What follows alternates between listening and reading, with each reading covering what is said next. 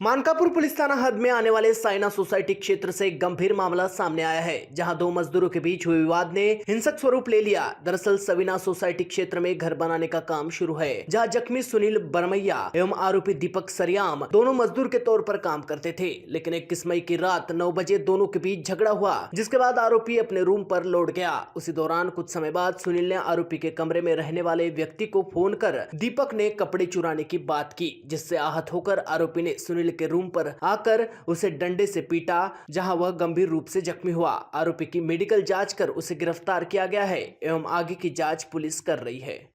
Mankapur police स्टेशनच्या हद्दीत Savina society इकरा स्कूलच्या पाठीमागे गोरेवाडा या ठिकाणी एक छोट्याशा घराचं बांधकाम चालू आहे आणि त्या बांधकाम साईटवर दोन कामगार जे आहेत, लेबर आहेत, त्यांचा आपसामध्ये वाद झालेला आहे। याच्यामध्ये जो जखमी लेबर आहे सुनील बरमैया नावाचा आणि यातील अटक आरोपी आहे दशरथ उर्फ दीपक सरियाम, हे दोघेही मध्य प्रदेशचे राहणारे आहेत। हे दिनांक 21 मे रोजी रात्री 9 वाजताच्या सुमारास त्यांनी दोघांनी दारू पिऊन एकत्र दारू पिली। त्याच्यानंतर जो आरोपी दशरथ उर्फ दीपक आहे हा त्याच्या राहत्या रूमवर, भाड्याच्या रूमवर निघून गेला। काही वेळानं जखमी जो आहे सुनील बरमैया याने आरोपीच्या एका सोबत राहणाऱ्या व्यक्तीला फोन करून सांगितले की माझे कपडे त्याने चोरून नेलेले आहेत। ते ऐकून आरोपी दशरथ उर्फ दीपक सरियाम याला राग आला।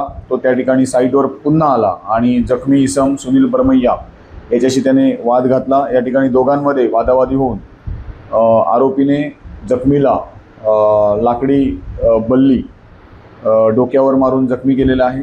घटनेची माहिती मिळाल्यानंतर तात्काळ पोलीस टीम आणि आम्ही त्या ठिकाणी पोहोचलो। त्या दोघांनाही हॉस्पिटलला नेण्यात आलं। त्यामध्ये सुनील बरमैया हा गंभीर जखमी होता। त्याला सध्या सर्जिकल ICUमध्ये मेयो हॉस्पिटल या ठिकाणी ॲडमिट केलेले, पुढील उपचार चालू आहेत।